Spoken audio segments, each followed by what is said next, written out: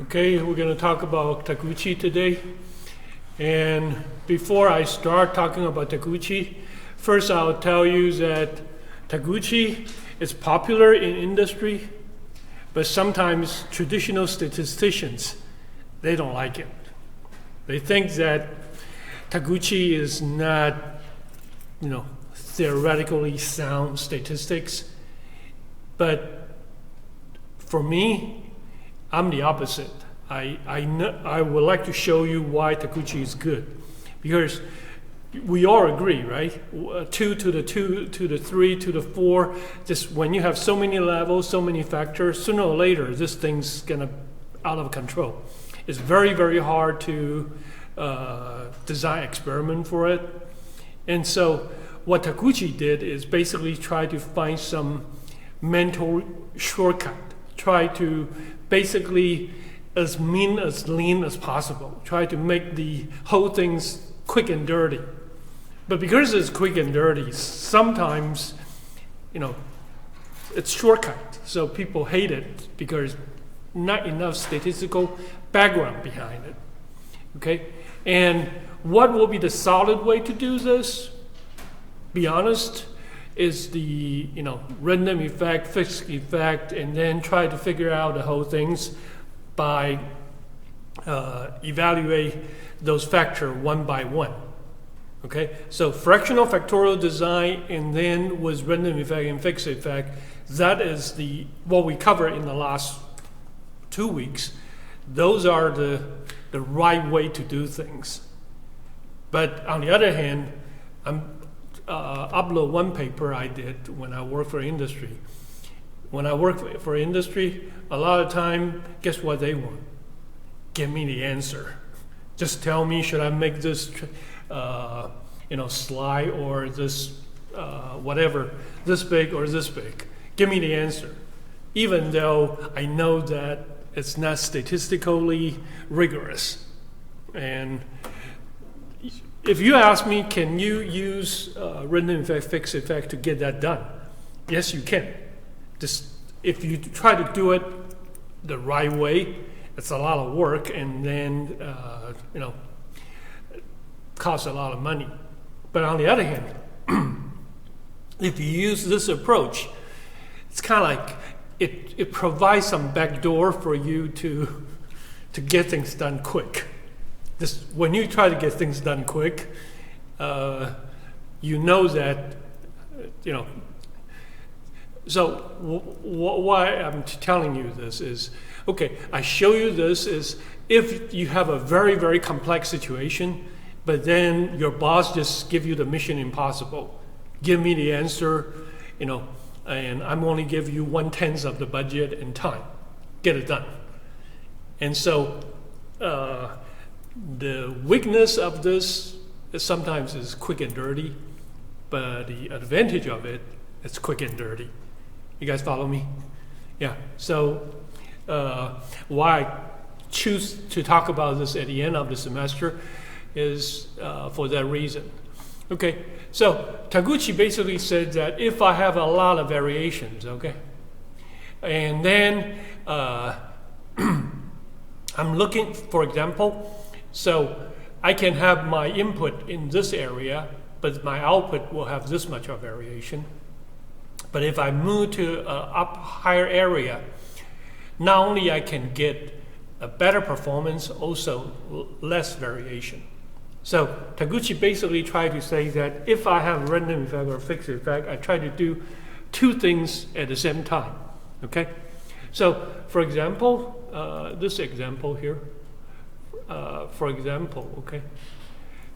And let me say, I have design A and design B, okay? Say it's for a car, gas mileage. And look at this. Gas mileage for design A in Boston, New York, San Francisco, Chicago, DC, Houston, Dallas, Miami, and Atlanta. I tried this in different cities. So this is my blue design, and you can tell on average The blue design, the gas mileage is 26.6 miles per gallon. And then design B is 25 miles per gallon. Okay? So obviously design A is better than design B based on the average, right? But if you look at the performance of this whole things, red design is design B, blue is design A. Which one you prefer if you're buying a car? Huh? The which one? The red one or the blue one? The red one. Why the red one? So the performance is consistent.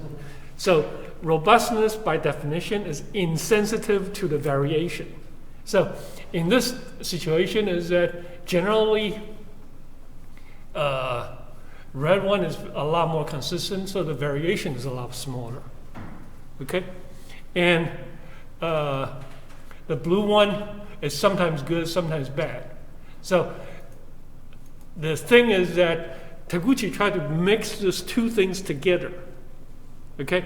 And said at different city, it's almost like have different judges, human factor. And basically said, I don't know what will happen in the future, who I'm going to encounter, what kind of situation I'm going to encounter, but I would like to generate enough situation to see if I can have a performance not only good, but consistently good. That's how robustness is defined, or basically is insensitive to the variation. Okay? So I'm going to show you how to do the computation, but first let me give you a paper of mine, probably 20 years ago. But this is a paper I did when I worked for industry. This is the Taguchi knife design.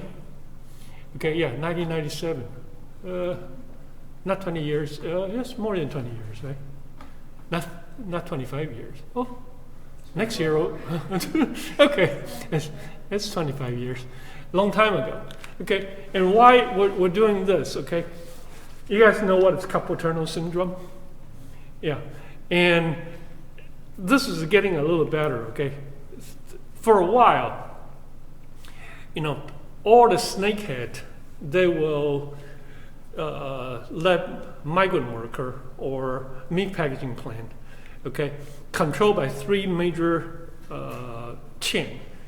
They will smuggle people across the border, past the Rio Grande, and then give them a fake green card, and they start working. So meat packaging plant, very few workers are unionized. Even today, it's still the case.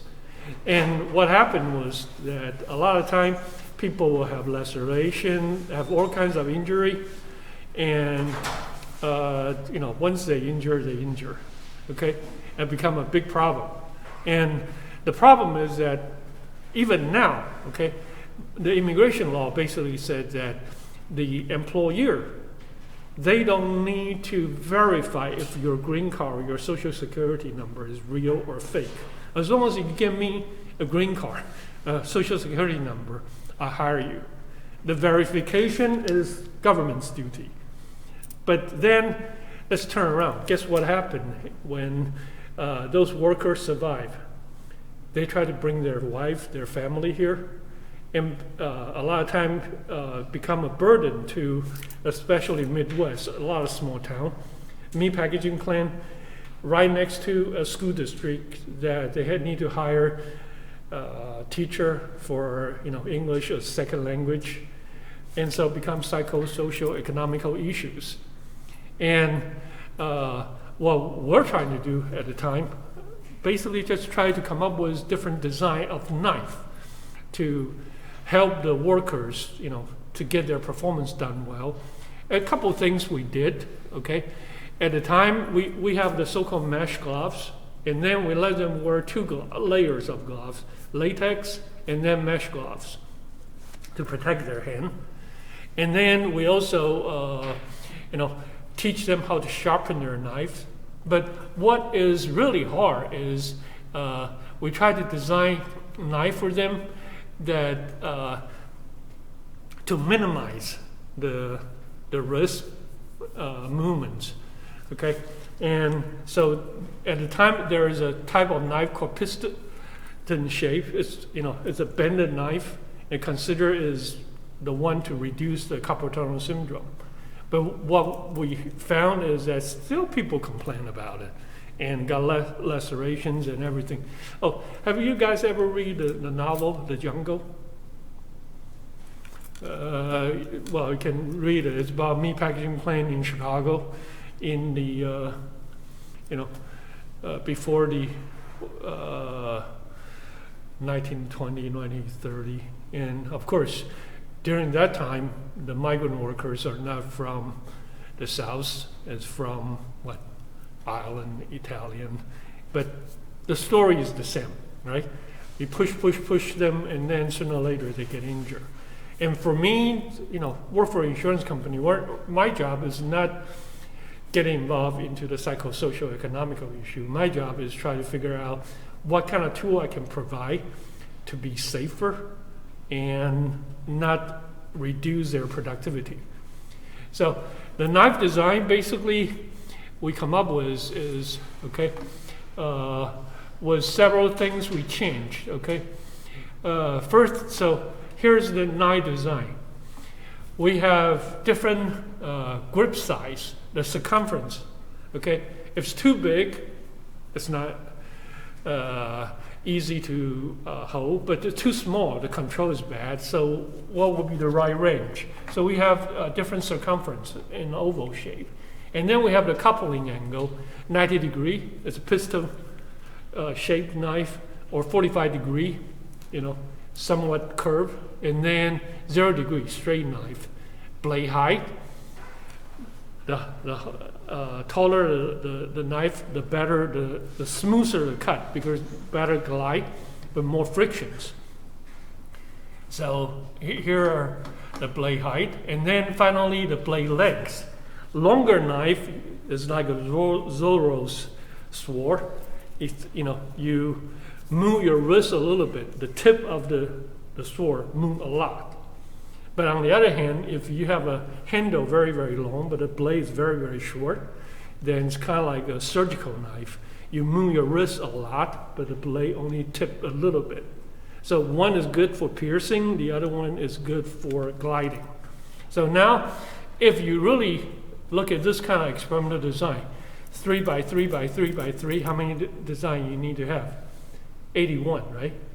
But Taguchi basically come up with a orthogonal array, says that we only use certain combinations, not all of them. So totally, I only do 3 to the 4 minus 3. I only have 9 design. Rather, 3 to the 4 minus 2, only have 9 design, rather than doing that many design. Okay, and then on the random effect, that's the tricky part. Taguchi basically said that random effect, remember the random effect is supposed to be random, right? But his argument is that, but if you know that the random effect got certain range, let's just pretend we're giving the random effect, but the random effect really is a kind of like upper bound and a lower bound. And so let me see how my design can survive those conditions. So the things what we did is this. Rather than ask people to cut the steak or ice cream, this time we just asked them to cut architecture clay. And why we're using clay? Because we can control the temperature and the thickness. So every cut can be experimentally designed. And then we asked them to cut a figure 5. Anybody knows why we asked them to cut a figure 5? It's got kind of all the different shapes that you would want. Yeah, one horizontal cut, one vertical cut, and one circular cut. And so our job is to see how many clay can they cut as fast as possible. But the random effect is, I have to, just like a car, right? Car have different engine, different transmissions. Now I have knife. I have to have, remember I have Boston, New York, different city. Now I just have different clay design to let them cut.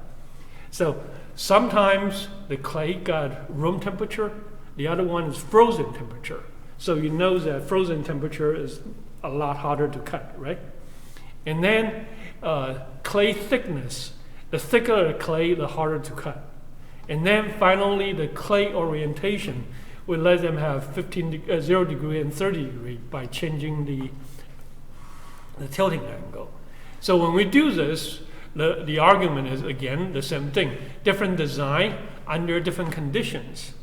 We can compare the mean, we can compare the standard deviation. So the job is try to figure out which car got best gas mileage. Now is which knife on average can give me robust cut. Means what? I cut a lot but without variation. So why? Because in the real world, even though you're using the machine, the stakes is sometimes thick, sometimes tendon, all kinds of surprise. So we're basically saying, let me create 8 different surprise, 2 by 2 by 2. Okay? So the things I would like you to remember is that Taguchi kind of like fake it here. This is supposed to be random effect, different situation. But he said that let me just push the boundary, come up with this different situations. But then, so they are not really random. But this not so random effect, I consider is random enough. I would like to see which knife can be good and consistently good. You guys follow me now? So, in order to do that, okay, Taguchi come up with a term called signal-to-noise ratio.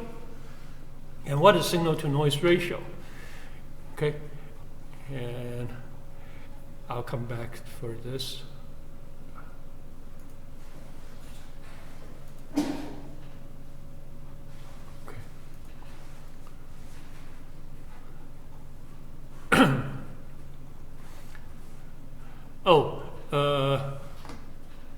Yeah.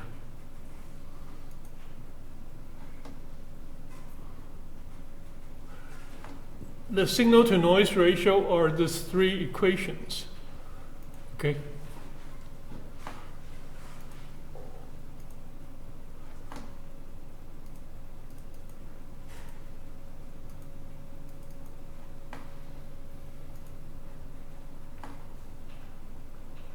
Okay. The equation is basically for smaller is better, larger is better, and a target value is better. Where is that?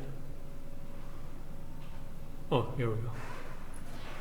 Okay, and put it this way, you can consider this is signal-to-noise ratio. It's almost like mean variance square. Mean square over variance. And then because they oscillate a lot, so you take a log 10. So if signal processing, this is basically is the same equation as signal processing, except that we're not measuring decibel, we're measuring the variation change of this. So I give you the equations here, showing you how to do the computation. So I have a situation. I can measure the average. I can measure the variance. And I can also measure if smaller is better or larger is better. And using those equations. And one thing is very interesting here is people, look at this, okay? When I try to measure smaller is better, or I try to measure larger is better, no matter which situation I used, sometimes no matter you're measuring larger better or smaller better or targets better, guess what? You end up with the best design with the best signal-to-noise ratio, the best one that you will choose, no matter what, is the same design. Can you speculate why? Because for the smaller design or bigger design, okay, they all have this uneven distribution, sometimes good, sometimes bad. And then you will have a robust design. It's kind of like somewhere in between and always reasonably good. And you can consider this, okay? Would you like to have a Corvette? I do, right? And I would like to get a muscle car to play with. The problem is muscle car is not very comfortable, and in a busy traffic jam, it's a lot of trouble, right? Would you like to have an F-250 or F-350 four-wheel drive pickup trucks? Same things, very good for the back row, but it's not very efficient on the freeway. And then, because the center of mass of the pickup truck is so high, actually it's quite dangerous when you have a sharp turn in high speed.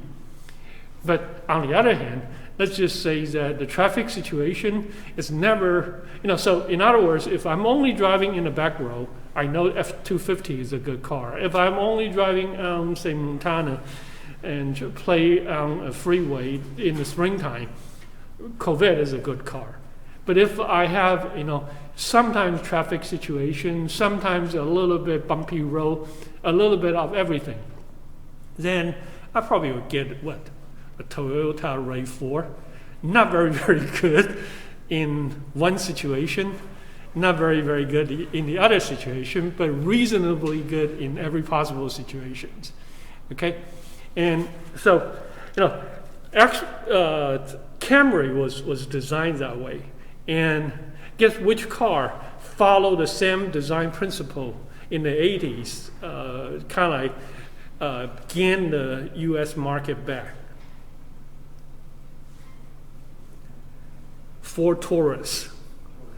Taurus for a while is the kind of car is kind of like reasonably good under various situations. The signal to noise ratio is okay. Okay, and part of the reason is that Ford at that time they have a American Supply Institute. They get Taguchi and his son back to talk about how to do the experimental design this way. Okay, and then after that, okay, both lost the market for a while. Guess which car company dominated for a while? It's one of the big three in the 90s. Was it GM? Nope. Chrysler Caravan. Soccer mom and soccer dad, they suddenly realized that, not too big, not too small. It's just good enough for everything. So here I give you the equation, show you how to do the computation, to signal to noise ratio. But, by the way, but you guys can tell, right? Now, most of the car today, nobody's pure blood. What I'm saying is that you open the Toyota, there are a lot of stuff made in USA, but similarly, you look at any American car, Ford, GM, you will see a lot of, Mitsubishi, Honda, or I can't remember. There's a Mercury. They share exactly the same engine as yeah. My first car and the car my mom drove and had the same engine, and I drove a '99 Chevrolet Prism, and she drove a 2000. She had like a 2004 Chevrolet. Prism got a. Yeah, she had a 2004 like Toyota Corolla, and I was actually able to my door handle. Well, the 1999 Toyota and the 1999 Chevrolet Prism, they had the same body. The only thing different was the engine. And so my door handles broke all the time, so I used to go to like car junkyards and get door handles off of Prisms and Corollas because I could use them both. Yeah, because a lot of time is because of the supply chain. But I will tell you that argument gonna be gone very soon. This Omicron, who knows what it'll do to the supply chain. But now people start try to figure out how to have the design less sensitive to the disruptions. The other thing is that this happened even 2 years ago when people argue about the chip design. Biden now tried to force Samsung and a Taiwan chip manufacturer, to start manufacturing Intel chips in Arizona again. Why? Because nobody want to have your critical infrastructure or your car manufacturer and says that you cannot sell your car, you cannot get your car out of the assembly line simply because you don't have the right chip. So situations change again. But for a while, nothing is pure. And if you guys even look at the airplane, okay, the Boeings and Airbus, the entire airplane, the fuselage, the engine, everything's from different part of the world. How to find a robust way means that the tolerance is just right enough to piece everything together, not too tight, not too small, and that was the design philosophy. I can even tell you this argument, although is based on Deming's principle. Guess what is another success story? Not from U.S. or from the capital free world. It's from the communist country. During the Cold War era, which kind of rifle is really, really popular among the communist country, also among the third world country? Huh? What have you guys ever heard AK-47? Yeah. Why AK is better than say M16 or M14? Huh? Simple construction. Good job. It's because if you look at the design, the machine, everything's American rifle is much, much better. But the problem is that because it's so delicate, that becomes what? Not robust, sensitive to the environmental change.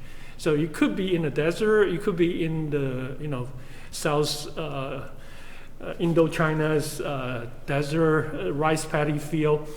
If your gun is easily get jammed, or when you jump out of the helicopter, easily get bent, then you're even though you have the best gun, but it's highly require a lot of maintenance. On the other hand, AK is what kind of design? Simple. You dump it into the mud, dump it in everything. You can tell the gun is not as accurate as the M16 or M14, right? It's not that good. But on the other hand, the survivability under all kinds of situations is much, much better. So now you turn to the gun market. If you're bad guy, you're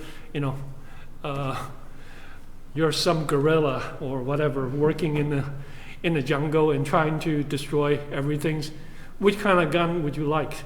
A highly accurate M16 or just get an AK to do the jobs?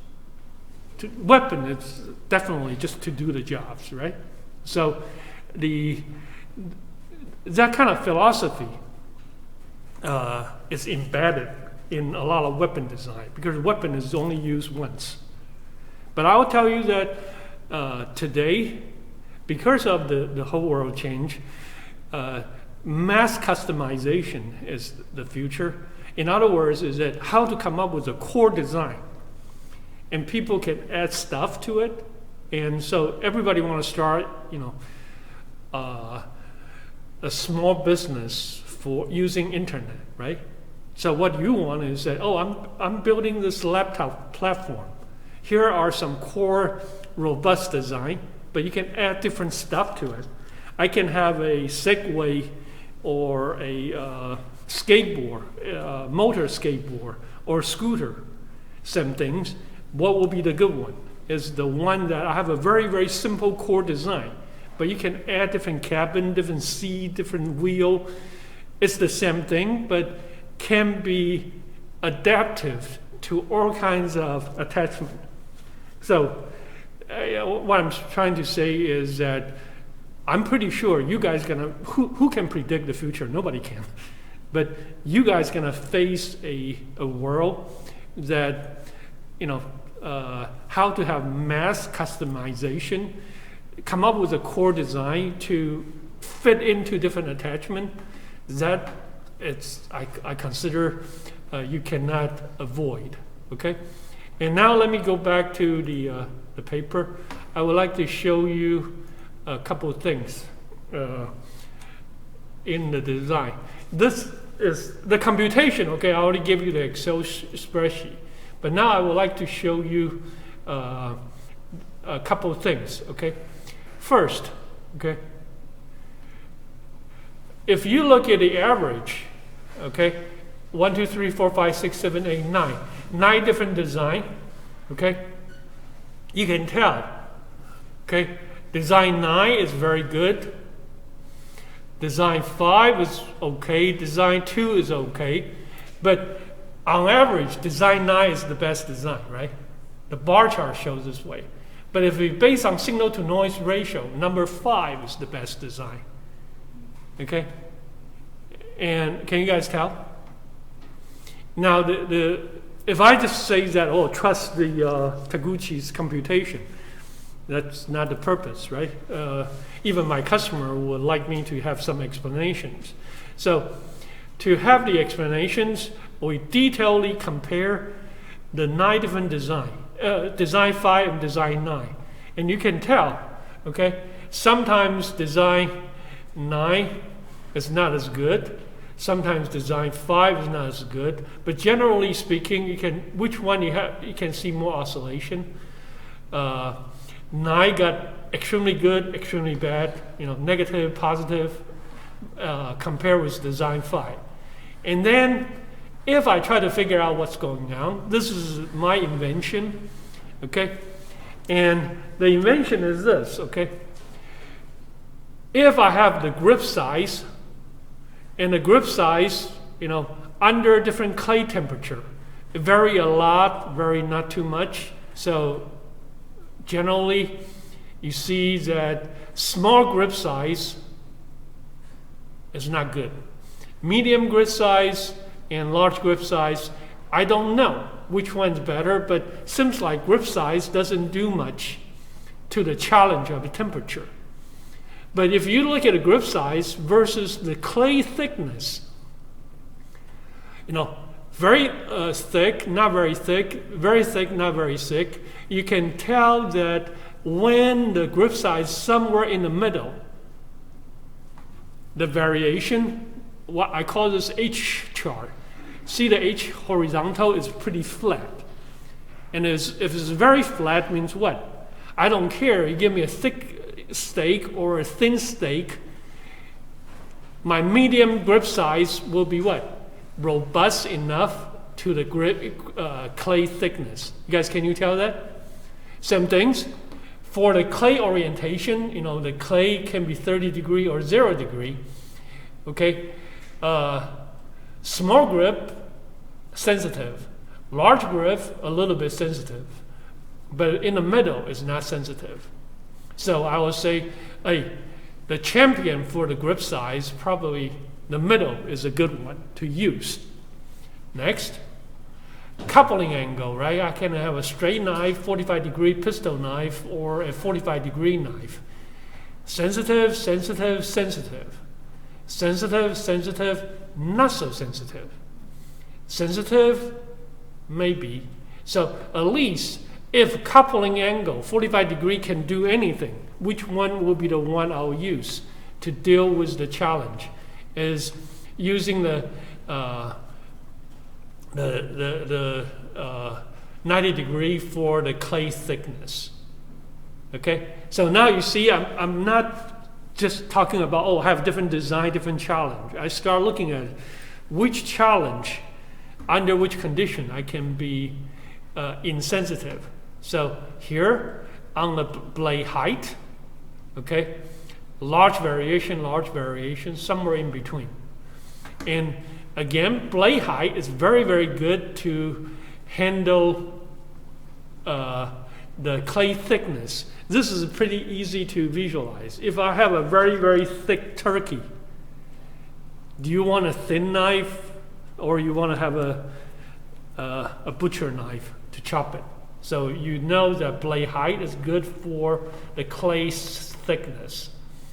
And then on the clay orientation, straight or you can tell these two are insensitive to the orientation. Finally, on the blade lengths, somewhere in between. So small and medium, I have a pretty good to handle the clay thickness and clay orientation. So now I can go through this one by one and tell my client, okay, hey, we should take design 5 or design 9 under which conditions. And one by one, if I compare the coupling angle, compare the grip size, sooner or later, okay, I can not only let the signal to noise ratio decide which one is good for me, I can actually do some fine tuning. So at the end, I will come up with a hybrid, not design 5, not design 9, kind of somewhere in between, take advantage of both sides to come up with a better design. Okay? And this is the approach we use to solve the problem. Okay? Now, finally, let me show you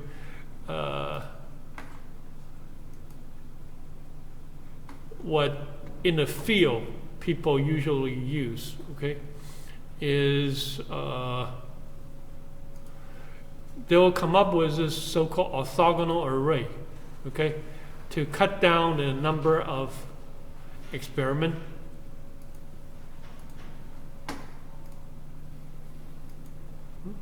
That's not it.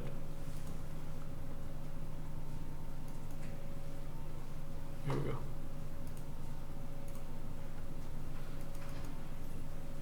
So here are some cheat sheets.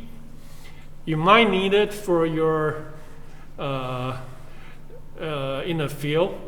If your boss says that, hey, are you kidding me? You're gonna have 2 to the 5 times 3 to the 2, 300 different combinations to run the experiment? No way. And then you say, okay, let me do fractional factorial design. Let me do response surface. But no matter what you said at the end is what? Too much. So you just have to, at the end, surrender to your boss and say, okay, let me come up with a quick and dirty way to do this. And so here are some quick and dirty approach. He basically said that, okay, 2 to the 3, he only used 4 experiments, okay? And so it's always fractional factorial. 2 to the 7, 2 to the 7 is what? 128. He only used 8 different experiments. So every time when he used a fraction of it, okay, to come up with the combinations and then come up with the challenge and say, oh, what's my signal to noise ratio? You will get an answer. At least you can say, oh, just follow like my knife design approach. Because think about it, if you do the knife design purely, okay, under different conditions, will be 81 different knife design times 8 different fixed conditions. That's what? 644 different design, experimental trial. And with repetitions, I don't believe any customer will support me to do that. Okay? So how to come up with a very, very quick and dirty way to get things done.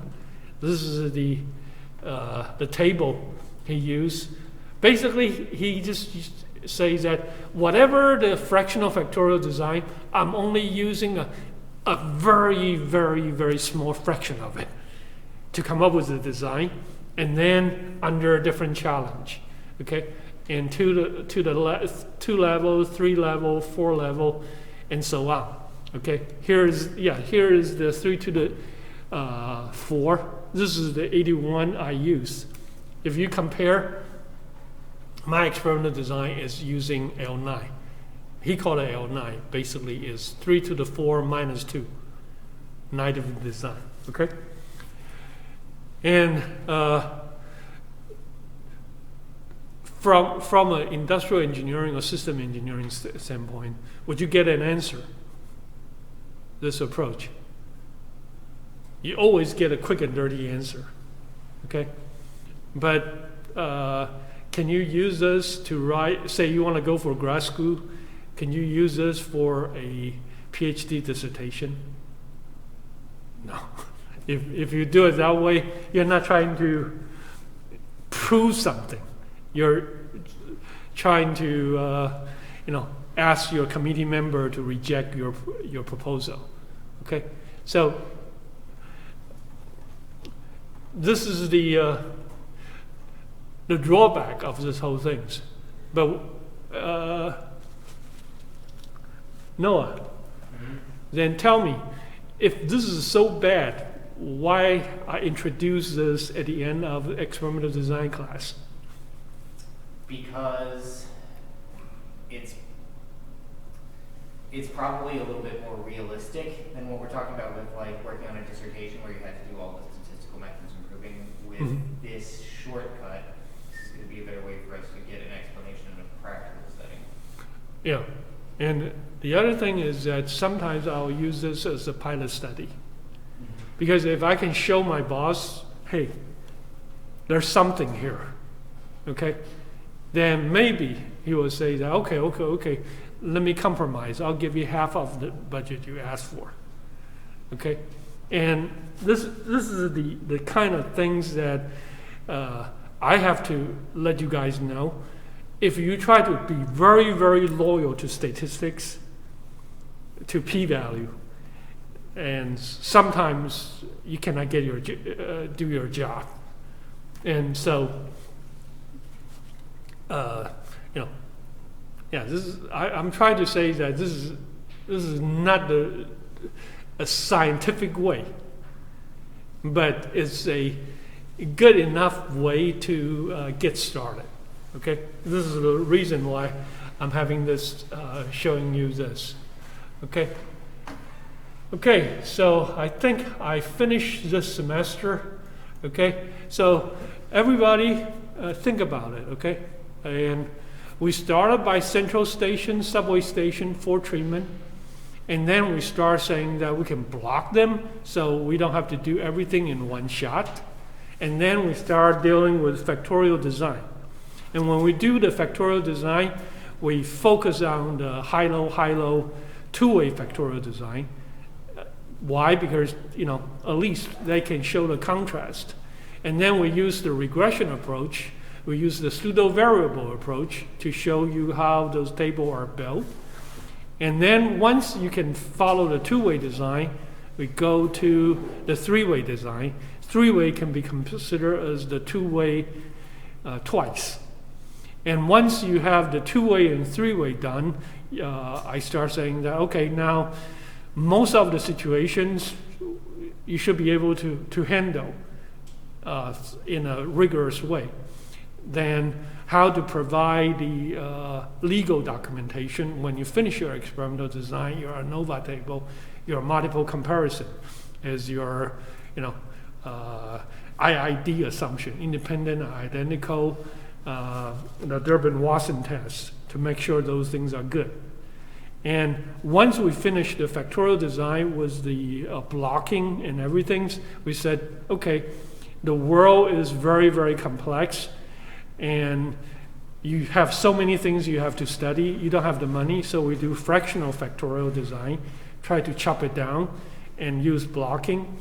And then when you do that, you'll make a lot of assumptions So we have to come up with a step-by-step way to check those things, okay? And once we declare, we finish all the factorial design, we said, how can I use a factorial design for response surface investigation to find the maximum, minimum, or the saddle point? But when I do that, I'm only using a 2x2, a square dance. In a real world situation, you could end up with a multi-factorial design again, and very, very complex. You still can do your response surface design. When you do that, okay, you have to consider that the investigation require a lot of money, a lot of time.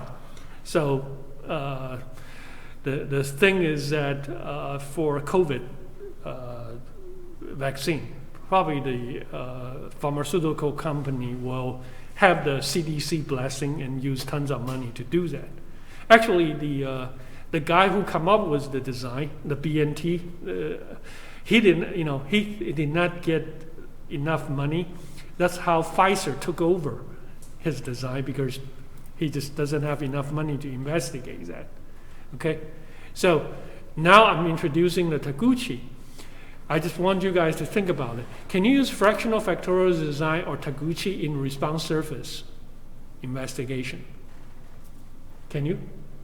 Yeah, why not? It's just, basically quick and dirty every step until you find a reasonable max or reasonable mean, okay? And I would say that it's always, the balance between two devils, right? You want to be rigorous, you want to be scientific, but at the same time, you still want to get the job done. So a lot of time, you surrender to the reality and figure out how reliable your optimum is good enough to get paid. Okay, so that concludes this semester, and on the random effect model and the what I call that the hierarchical part and Taguchi, I decided not to give you any homework because I think you already have a pretty labor-intensive third exam. But this material I cover at the end. Keep it in mind. You're going to encounter this for sure in the future. Okay, that's the end of the semester. Thank you.